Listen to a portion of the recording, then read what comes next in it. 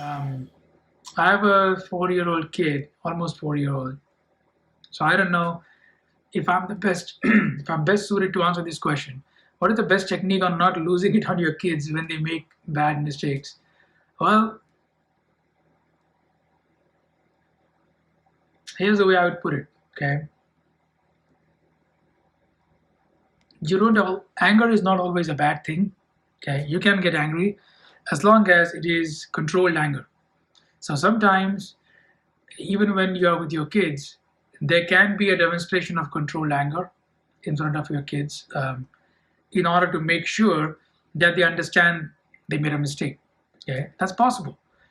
If you lose control, that's when things start going out of your control. So you have to have controlled anger, which is not anger at all, but sternness, having a calm, collected state of mind at all times, and knowing full well that your techniques or whatever you tell your kids is not always going to work.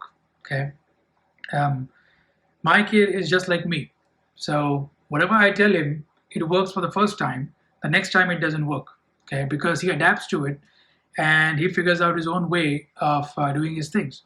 So I know he's strong-willed, just like I was when I was a child, and I don't want to repeat the same mistakes which my mother did, which were few, but there were some. So the way I do it is I let him do whatever he wants, and I just negotiate with him. Say, so you get to do this if you do this for me. If you eat vegetables, then you get to play with your toys, and then you get to watch some TV, and so on. So with kids, it's always making them feel that they are in control while negotiating with them to get kind of them to have them do what is necessary for them to do. So yeah, it's I hate to say control your anger because we don't control emotions. I don't like to say ever control your emotions, but be mindful of what is happening. See, because usually anger is um, indicative of other things, other patterns which are going on, which is losing control over your state of mind and blaming somebody else for letting them do it to you. See, that's what basically anger is. So understanding your own anger over a period of time, slowly controlling it, and can help make kids understand that this is right, this is wrong, these are proper boundaries for me to follow, these are not, etc., based on whatever value system you have in your family. So, no real techniques, when it comes to kids.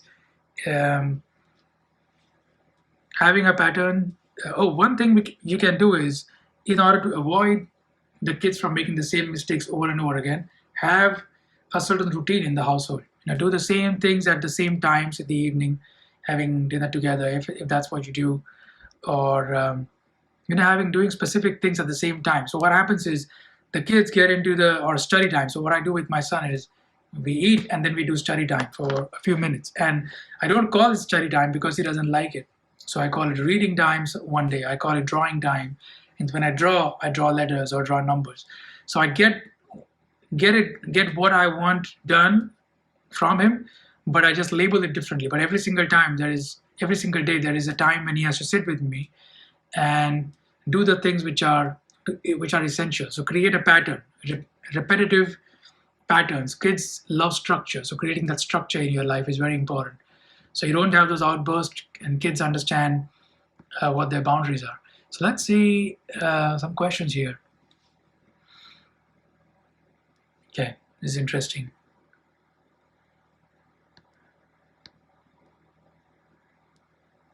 Okay, let's look at this question. Okay, from the hummingbird. A part of me judges myself all the time, even if I am learning something new. How do I stop doing it?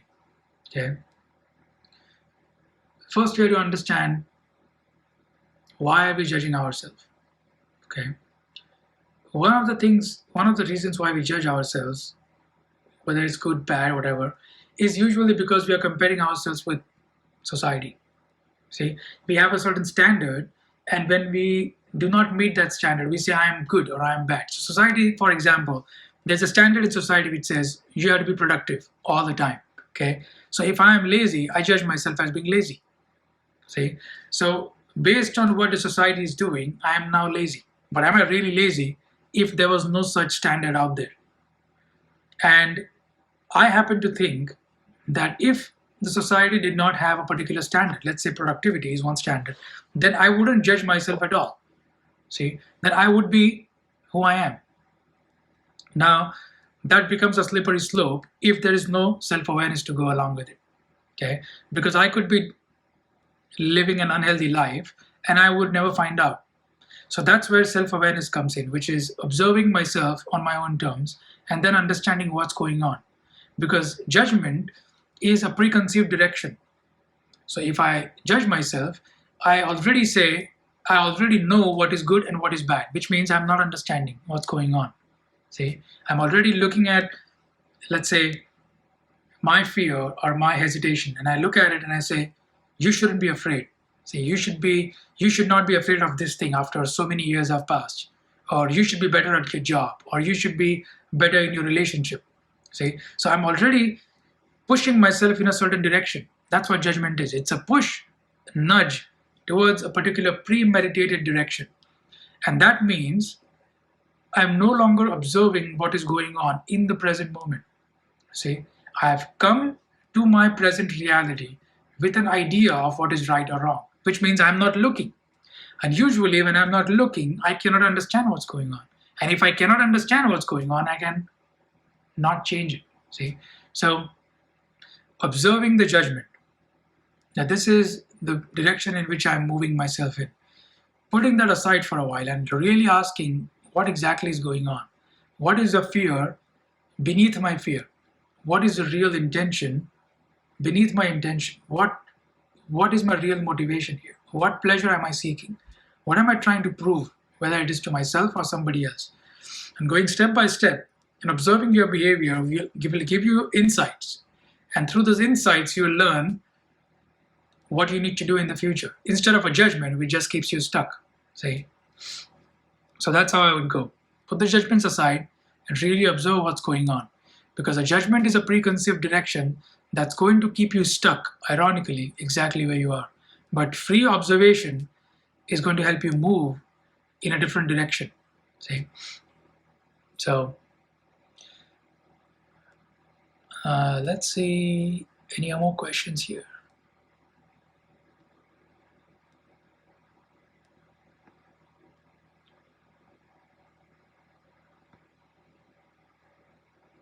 Let's look at this. Many good questions here. Let's see how many we can go through. My ambition is leading to action paralysis. How do I deal with the fear of not making it? Exactly. So this is very important to understand, because again, I was talking about societal conditioning, right? Society respects you only when you have made it. So all of us want to make it. See, if I make it, then everybody's going to appreciate me. And so we always start with the end result in mind. We start with, if I want to write a book, which I did, it was very easy for me to get attached to the final product, to visualize myself as being a published author or whatever, and then fixating on the end goal. See, and if you fixate on the end goal, then that end goal begins to create pressure, fear. The attachment to success creates the fear of failure. Okay, I'll say that again. The attachment to success is what creates the fear of failure. So our goal is to not reach the destination. Our goal is to create the process. Okay? So in order to get over that action paralysis, what you have to focus on is creating a process that works. So whatever it is that you want to do, whatever the destination is, starting a business, writing a book, whatever, what have you, you create build a process and say what process works. And I'm going to repeat this process which works every single day. See, which means if it means waking up early in the morning to write, then I'm going to wake up early in the morning and present myself to the work that I'm going to do. Whether that work happens or not, it's a next step. But first I'm going to present myself. See, that creates a structure in your mind. That every single day I wake up, I sit in front of my computer or whatever, and I do the action. So the focus on the end is always going to prevent you from taking the first step. So you have to not only take the first step, but focus on creating the process. So our goal is not to succeed. Our goal is to create a process which can bring about success. See, So a lot of people forget this fact, and they get attached to the end result. You attach to the end result, you are going to stumble. Your life is going to be very complicated, very, very hard, very, very difficult. If you want a simple life, then create a structure, a process that is workable every single day, because that's what the mind loves. We already have a mechanical mind. We already have a mind which loves going in the same, repeating the same patterns over and over again. So now imagine you put the same tendency of our mind in a pattern which is creative, which creates progress. Now you see, now your old habits, which is to do that which is easy, is going to take you towards success. So every day you wake up and you live an easy day.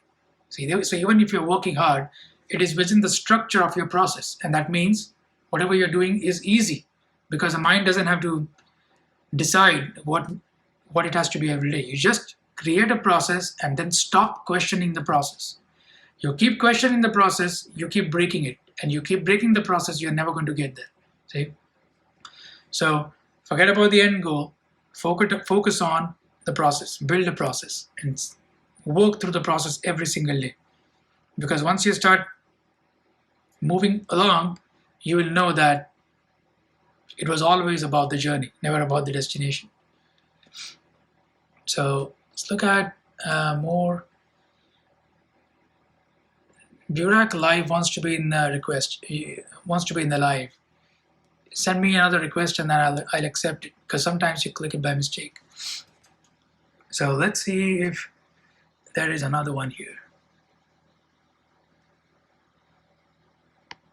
So many questions. Okay, let's look at this one, okay?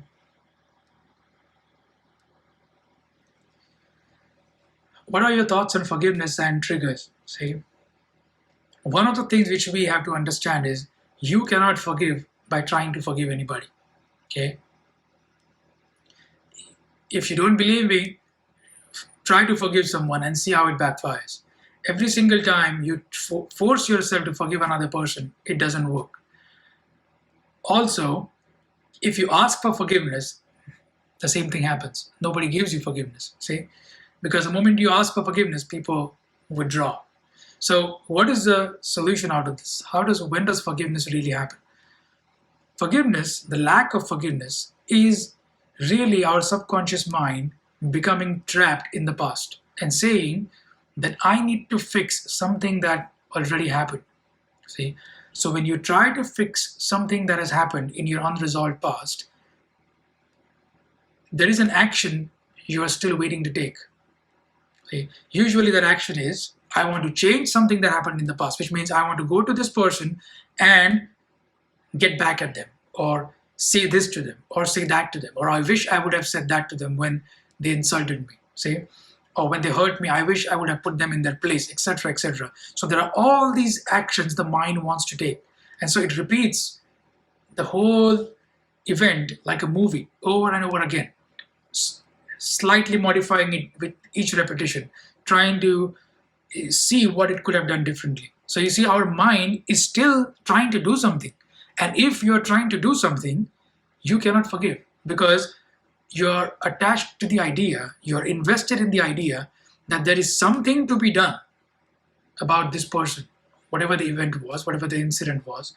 So as long as there is something to be done, you're not going to give up, you're not going to give in. See, you're going to hold that forgiveness. So forgiveness is something that naturally happens when the mind, subconscious mind, sees fully that there is nothing else to be done.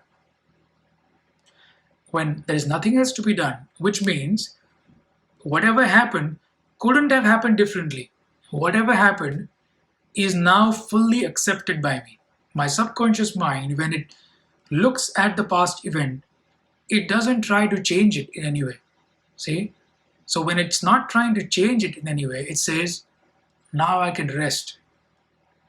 Now I'm okay with what happened to me. And that's when you forgive. So forgiveness is to see that there is nothing to be done about the past. You cannot force forgiveness. You can only see that there is nothing else to be done. And because there is nothing else to be done, the only thing that remains happens. See? And that thing which remains is forgiveness. So let's look at more questions. These are all good questions. So I'm going to take this question, which is, I've never had this question before, so it's a unique question. And they are a very active member of the community. So Bootsmat, thank you for being here. I love your comments, love your likes, shares, etc. Any suggestions for insomnia? Loving your work every day and more and more. And my daughter also follows you, I think it says. Thank you so much for being here. So any suggestions for insomnia? So here's what we have to understand, okay? One of the major reasons why we have insomnia, apart, there may be medical reasons, of course, so notwithstanding medical aspect of it, because I'm not a doctor, but in general, insomnia happens because of two reasons. One is either the body is not physically tired enough, which means the body hasn't gotten enough exercise throughout the day. So the body says, I must do something. And because the body is still active, there's still energy left in the body, it creates thoughts. Because we are designed to live a very strenuous life. Our body is designed to live a very strenuous life. Okay, human beings are not soft creatures, just like any other animal out there. We are pretty hardened creatures. We can do a lot of things if we push our body to. That's why people can run 26 miles, run marathons, triathlons, what have you, right? So you have to have a regimen of physical exercise. If physical exercise is lacking from your daily routine, you will find that the mind becomes activated or it doesn't settle down fully. So that's one reason. The second reason is that we are controlling our thoughts too much throughout the day. See, there is a lot that the mind needs to process. And so the only time it gets to process the problems it faces during the day is at night. See, so when you try to shut your eyes, the mind starts becoming active. It says, oh, I have this to deal with. Oh, I have met this person. This person said this to me today. This person said that. So I couldn't figure out this problem or that problem. So all these problems which we couldn't solve during the day because for whatever reason we were not fully available, we were not fully listening, not fully present during the day, those residual problems come to the mind, to the conscious mind at night. And when the problems come at night, the mind becomes active. It says, oh, there's so much to think about. And so you're lying in bed and you're thinking about 100 different things, see, which is insomnia. This also happens if you are meditating in the evening, by the way. Another reason why a lot of people have insomnia, especially people who meditate, is because they meditate at night, 8 p.m., 9 p.m., etc. You should never, unless you have a lot of experience with meditation, I would avoid meditating in the evening if I'm just beginning. Because in the beginning stages, we naturally just control our thoughts, okay? Because our mind is relatively talkative. And so when we want to meditate, we try to shut the thinking down. So when we shut the thinking down for 30 minutes, 20 minutes during the evening, all that explodes at night. See, because it's like a volcano, right? You cannot pressurize it long enough. And if you do, it's just building up. So the flow of thoughts is building up, which is why the mind is going to become very active if you meditate in the evening. So you should not meditate in the evening either. So being fully present during the day, when you listen, pay a lot of attention to what people are saying. Intense listening, all that is there in the book. Secondly, physical exercise, very important. Have a tired body. At the end of the day, you should be tired physically, not just mentally. And third, don't meditate in the evening. Whatever problems you have, meditate about them in the morning if you have to. And yeah, that's what I would say. That may help with insomnia if it is non-medical. Let's see any other questions.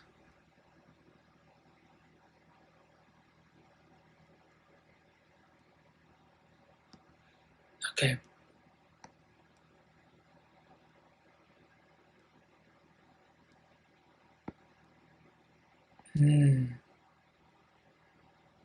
Sorry, I'm reading a lot of questions here, so I have to figure out which one to pick. Okay, let's look at this one. Oh, question went away. I'm not sure why.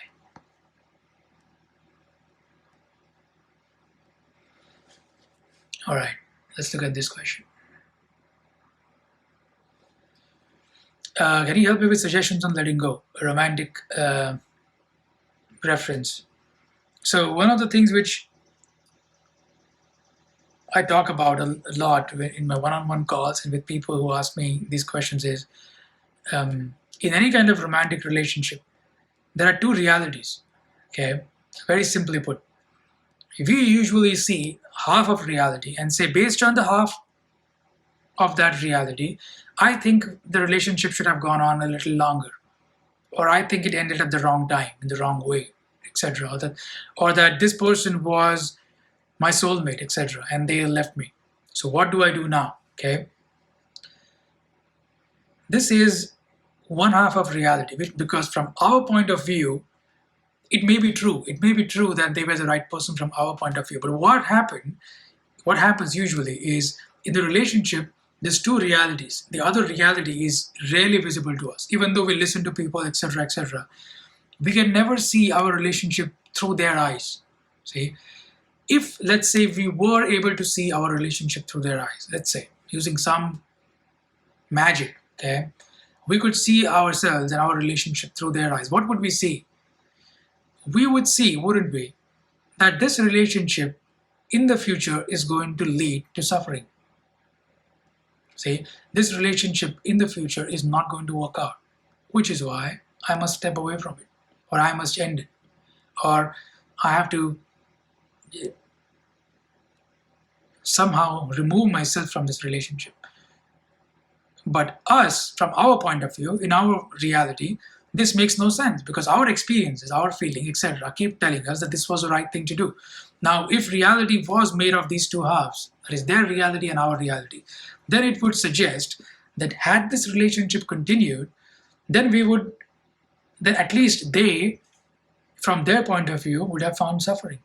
Regardless of what we are thinking, they would have found suffering. And if they suffer in a relationship, naturally we would suffer too. So this relationship, if it would have continued, would have brought us pain. See? And we never see it that way. We never see the ending of a relationship as ending of pain. We see the ending of a relationship as a reason for pain or as a source for pain. But actually it isn't. If you really rationally think about it, if you really observe it, then the ending of a relationship can cause momentary pain right now because there are attachments, etc. But in the long run, it's an event worth celebrating because it has freed us from more suffering. And why do we know for sure there would be more suffering? Because that's what they thought. And that's why they decided to end the relationship, assuming that's what happened. Okay. So we have to see reality from both sides. And if one person's reality is not matching the other person's, then that relationship is not meant to be. It's just how things are sometimes. And to force the relationship to continue often creates more pain than happiness. So that's it, I guess. See?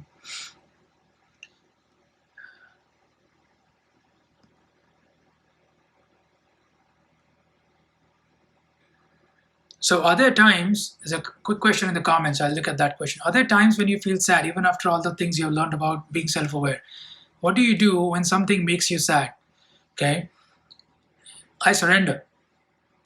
So a very simple answer is I know that I don't know all the answers.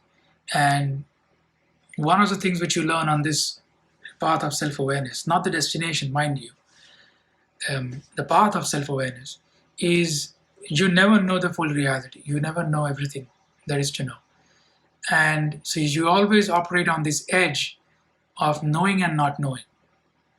You have your self-awareness, you have your self-knowing, self-knowledge, and then you also have this endless horizon of not knowing. It's like, this is from Neil deGrasse Tyson, by the way, but I love this analogy. Imagine there's a circle, okay, and that circle includes everything you know. That's your knowledge. Now, if that circle becomes larger, which means there are more things you know about yourself, but you also realize the circumference of the circle is longer. See, so the more you know, there's actually more you don't know. And so when you feel sad or when you feel that you don't have control, I take it as life telling me to try softer, try easier. So instead of pushing hard, I pull back. Instead of giving more effort, I take one step backwards. See? So, and generally, when you step back, you find yourself connecting with the flow again, connecting with the drift again. The lesser you try, the easier things become. See?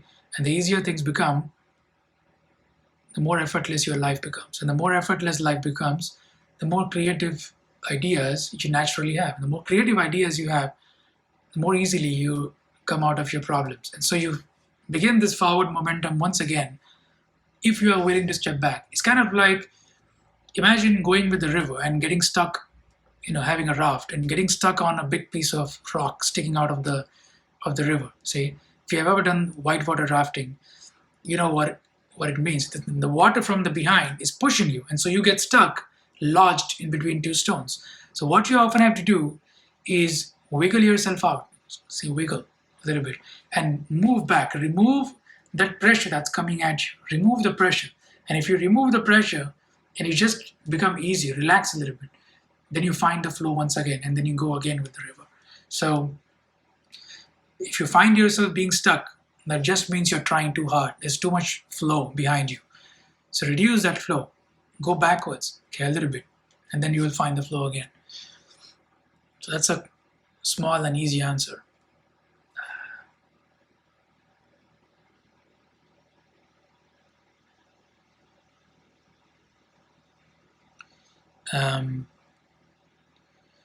Asking about abandonment issues. My son lost his father, all grandparents, 4 dogs, a family friend, and one of his friends in a short time. I understand non-stop attachment. I understand non-attachment. How do I help him? So, by the way, there is no non-attachment. Okay. Non-attachment basically means we are trying to run from suffering. We are saying all this brings me suffering, and so I need to end this suffering. So I need to somehow break my attachments. See? So we are not going to escape suffering. There is no running away from suffering. We are understanding suffering. We are understanding attachment. We are not trying to break attachments. The opposite of attachment is not detachment or non-attachment, but it's freedom. Okay, and we find that freedom through understanding of attachment. So, especially when there is mourning, when there is suffering, it is extremely important that we don't rush the process of healing, because healing works in a very strange way, which is the faster you want to heal, the slower you heal. The slower you are willing to heal, the faster you heal. See, so I would ask him to take his time, give him space, let him process all that he's going through, and allow him to come slowly to terms with it. Sometimes it takes a while, but it is necessary that we go through it, because if we brush the suffering aside and if we just pack it up in unresolved memories in our subconscious mind, then the pain from those memories is eventually going to spill over and move into other parts of our life. See, so that suffering we felt, the abandonment we felt, is going to create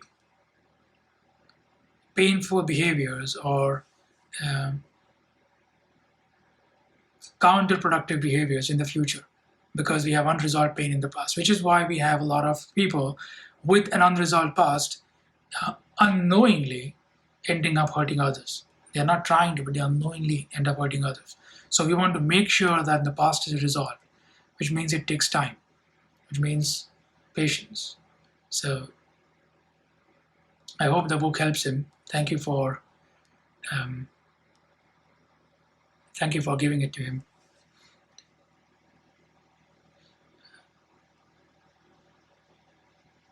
So in short, there is no escaping suffering. The slower you go, the faster you arrive. And it especially applies to suffering more than anything else. So let's see any other questions.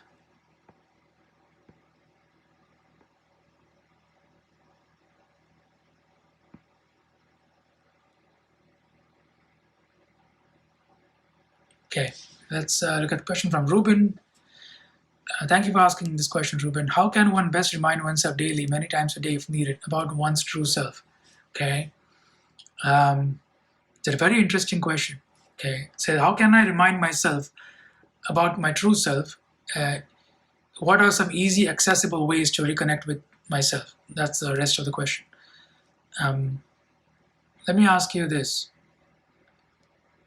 all of you, not just Ruben, which is, if I have to remind myself of my true self, is that really the true self? See, if I have to remind myself, for instance, that I am in control, am I in control then?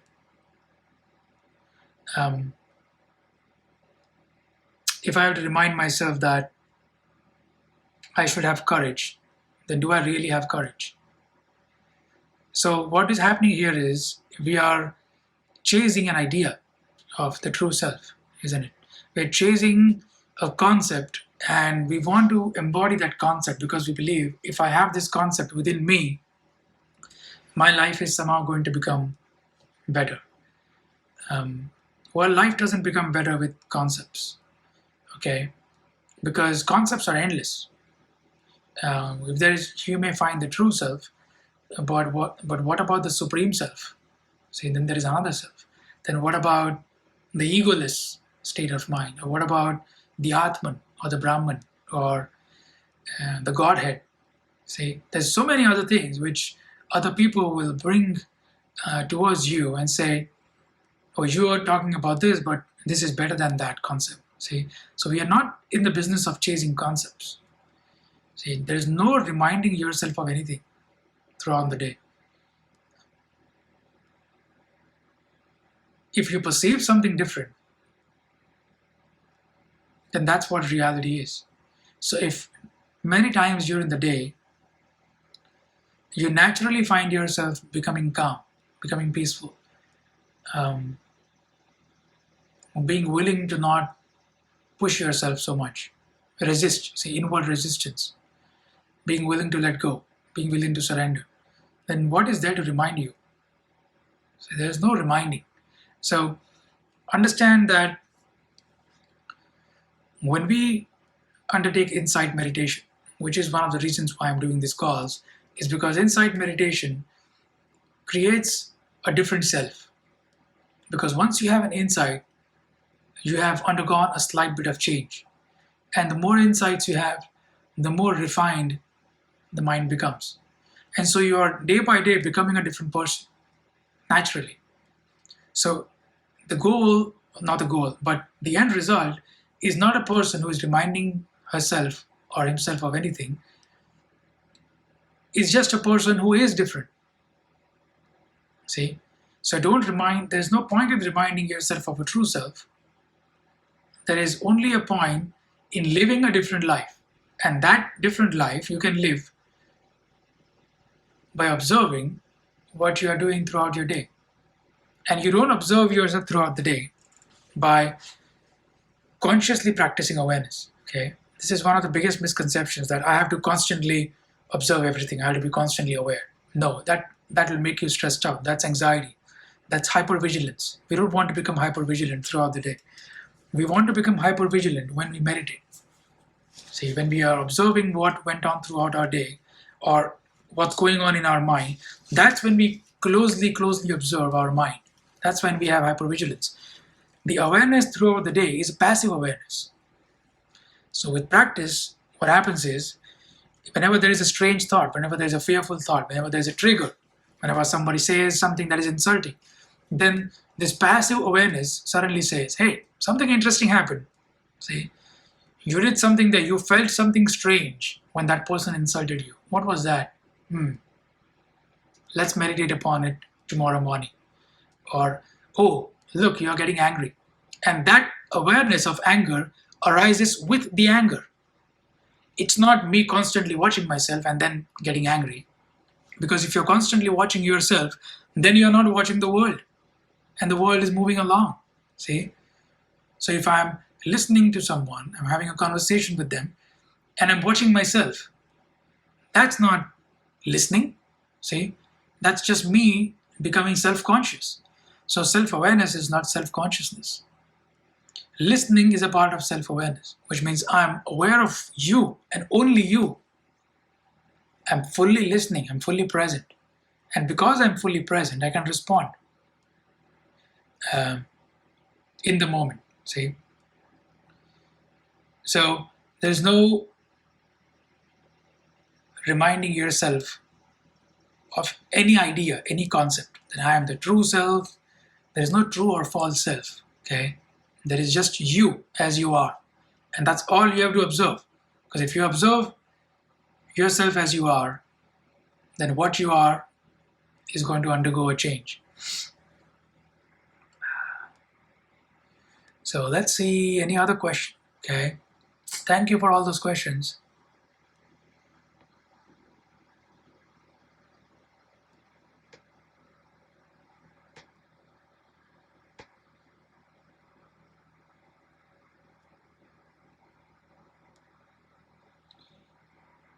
So this one,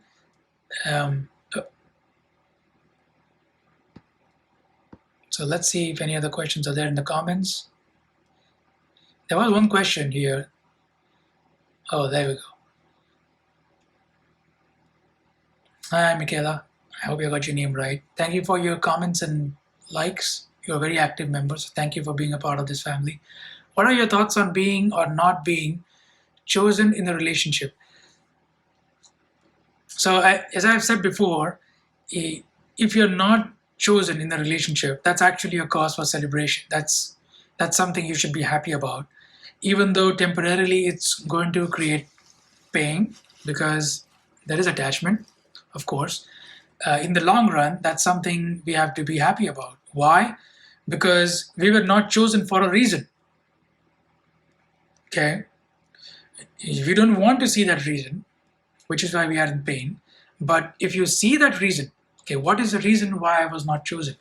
Then you will see that it's quite obvious that the other person perceived pain if they would have chosen us. And that's not a personal statement about who we are, okay? That's simply a function of them being a certain individual who is not compatible with us, for whatever reason, for whatever their history was, whatever their personality is, etc., all those things. So because they perceive pain, they did not choose us. And that is never, never, never a cause for sorrow. That's a cause for celebration, okay? Because you avoided more unnecessary suffering in your life. So they saved you, okay? They gave you some pain temporarily, but they saved you. And so that's what you have to keep focusing on, that they saved me. For whatever reason, they wouldn't have been happy. If they wouldn't have been happy, eventually I wouldn't have been happy either. Say, so this is not pain. This is a reason for celebration, a reason to move on. I'm scrolling through the comments to see any other questions.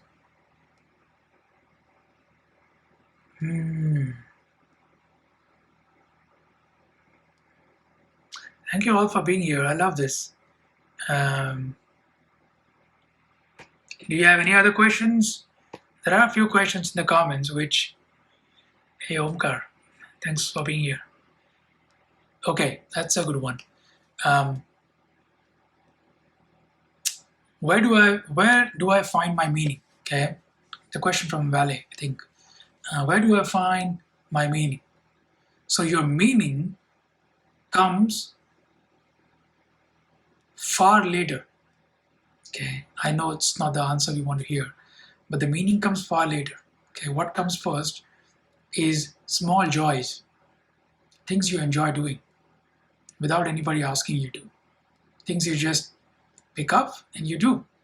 Painting, music, reading a book, talking to friends, advising people on their relationships, taking care of stray animals, bringing animals into your house, feeding them, planting trees for no reason, taking care of plants, whatever it may be. See, things you enjoy doing, you must do. If you are refusing to do the things that you enjoy doing, you are refusing to find your meaning in life. Because when you do the things you enjoy doing, eventually one of those things you fall in love with, which means you start losing track of time. Okay, that is called loving something so much that you don't know how much time you're spending on it. Then you start losing the sense of self slowly, which means you just completely forget you're there. You're just enjoying the thing that you're doing. Has to be something active, not like watching a movie, which is passive. Okay, has to be something active you're doing by yourself. Then you become passionate about that thing, which means you do it even if there is opposition. Somebody says you can't do it, and you say, no, I am going to do it because I love it. See? So if there is a little bit of opposition from your parents or your spouse or whatever, and you just give up on the things that you love, then that's not passion. See, so the passion means you must be passionate about something, which means you're willing to suffer opposition from others in order to do it. Then if you're still around, okay, if you're still doing that thing, then one day you'll look at it and say, hey, I want to do this thing differently than how others do it.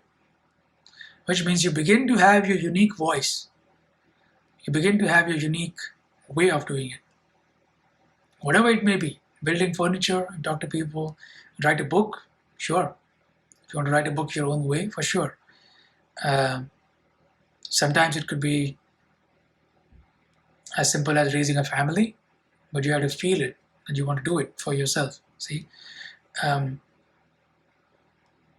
which is there is opposition, but no, I want to have children. I'm going to go against the pressures of society, etc. That you can't have kids if you're not married, for instance. But I see myself as a mother, so I'm going to go and adopt children or whatever it may be.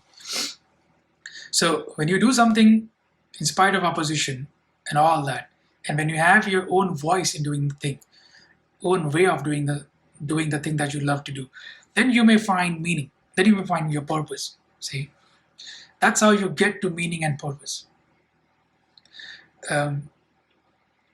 And another related idea to that is we find our meaning and purpose when we do something that allows us to be seen and heard.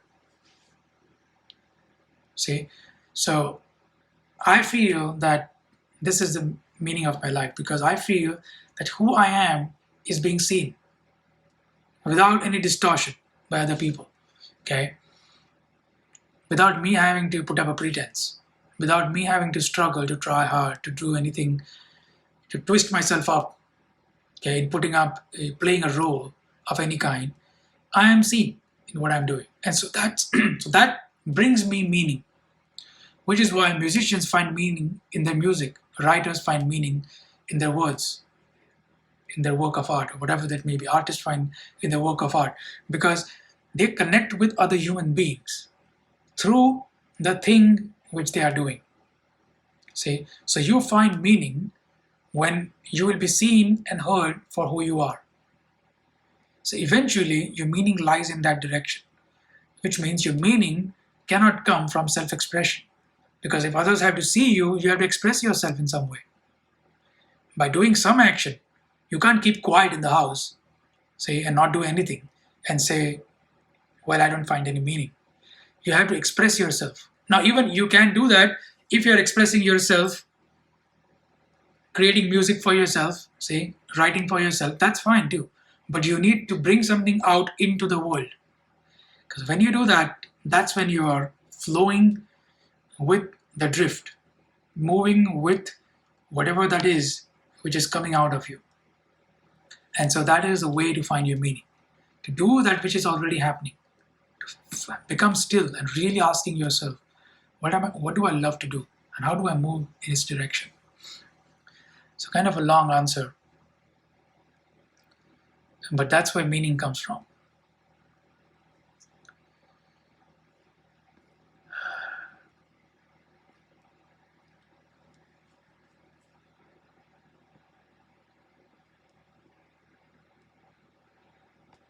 I'm trying to look for other questions.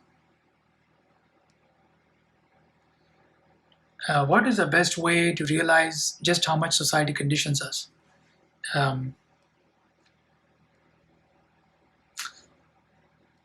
Good way to see that is understanding how many of our decisions are to please other people and how many of our decisions are just because we want to do them.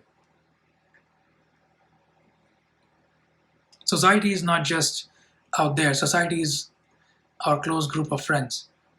That's society usually. So we have to see what other things we are doing in order to please our friends, to make sure that they think the best of us, to make sure that we remain in their good books. And you will see a lot of things we do.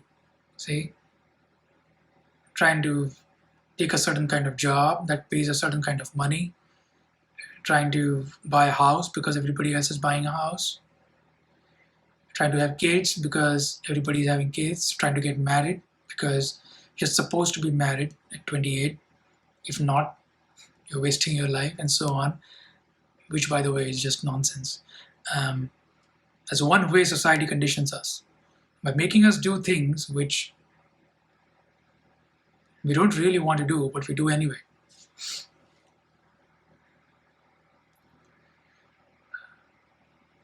So let's do one more question, okay? And then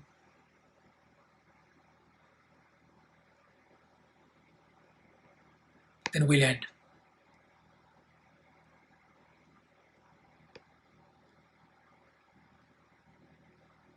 Okay, let's look at this question. Thank you, Alenka. Thank you for watching from Russia.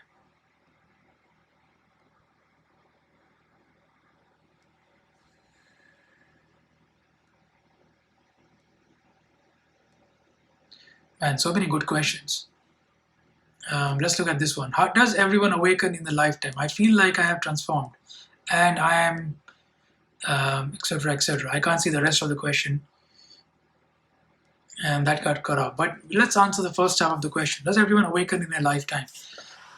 I don't know what that means. Okay, awaken in a lifetime. I really don't know what that word means, awaken. The way I look at that word, or the way I look at basic self-awareness, is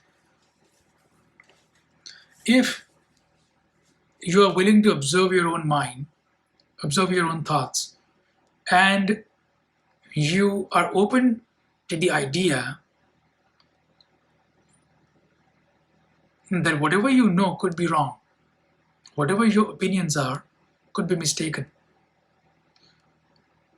If you're willing to look within and say that, then I think you have awakened. To me, anybody who walks the path of self-awareness is awakened. See?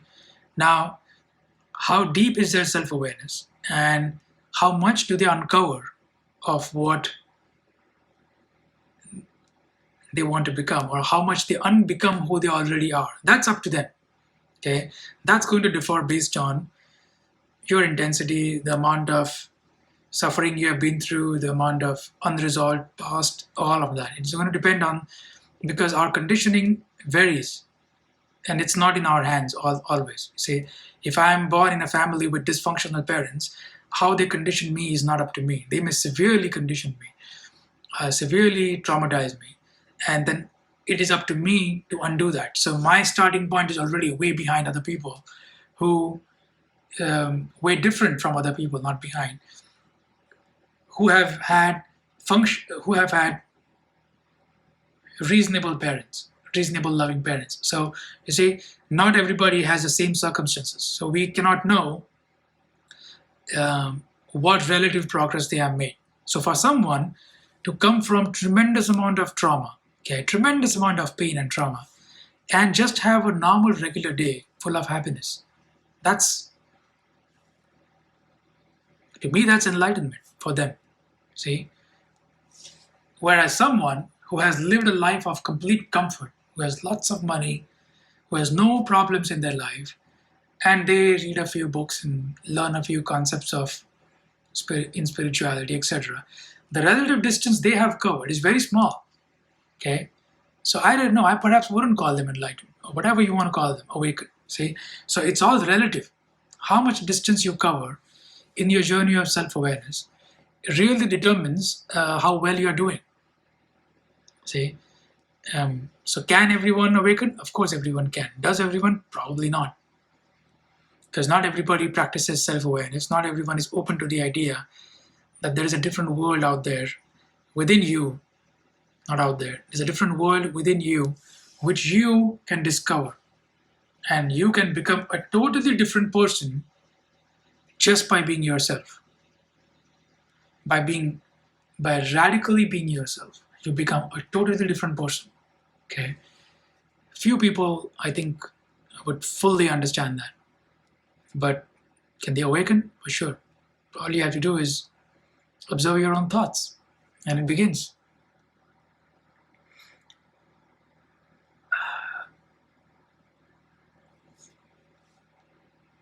What should we do? Okay, I think, guys, I'm going to stop now. I don't have any water here, and my throat is running dry. But thank you for being here. Thank you for all these questions. And yeah, if you guys are really interested in exploring any of these concepts further, we can go far deeper into these, far deeper, okay? Which is what we do on one-on-one calls. One of the reasons why I do the one-on-one calls is for that reason. It becomes a meditation with whoever I'm talking to. So thank you all for being here, and I hope to talk to some of you guys in person. Social reflection is beautiful. Having you listen to me too. Thank you for watching. Healing with Presence, of course. Hello from Ireland. It's 11:16 p.m. I'm going to try do more of these lives.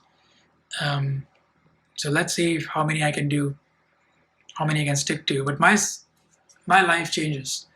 My son is very young, so he is always throwing curveballs our way. So our job is to adjust and do the best we can. Monica, thanks for watching. Thank you all for being here. And I'm going to save this live and try and upload it with the comments. So we'll see how that goes. Thank you so much for being here.